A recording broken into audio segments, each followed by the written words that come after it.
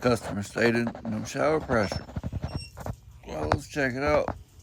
Yeah, just kind of dribbling there. Something ain't right. Oh gosh. Let's check this out here. Oh god, yeah, it's just not even coming out of there. Let's see what happens when we take off this shower head. No water pressure tells me that is clogged up. That shower head off there. Come on. Unscrew it. There you go. You got it. Take this off. See what it looks like. Yeah. Oh, some bombing stuff there. What happened when we turn it on without the shower head? Whoa! It's coming out now. The shower head's corroded. Alright. Yeah, these are junk. Yeah, it's junk.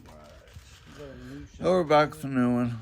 See? You don't got that stupid washer in there. We'll get some tape on there. Tighten this one up. So I guess we'll put the screen in there at least. It'll last 6 months. Well, I don't like using these. Maybe a year. I don't know. Yeah, but that's fine. This water in Pennsylvania is probably the worst water I've ever seen. Everything is corroded. Quick, get this old tape off here.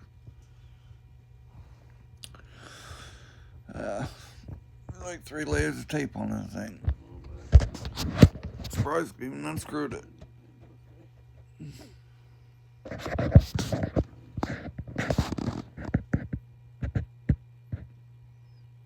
Come on. I can get it off eventually. Still got time to waste videotaping and showing you. So yeah, I'm using channel locks. Don't gripe at me and call me stupid and say I'm gonna scratch up the brass, whatever. I've been doing this a while, so. Anyways, tighten her up. All good, no scratches that you can see anyways. Turn it on. Beautiful.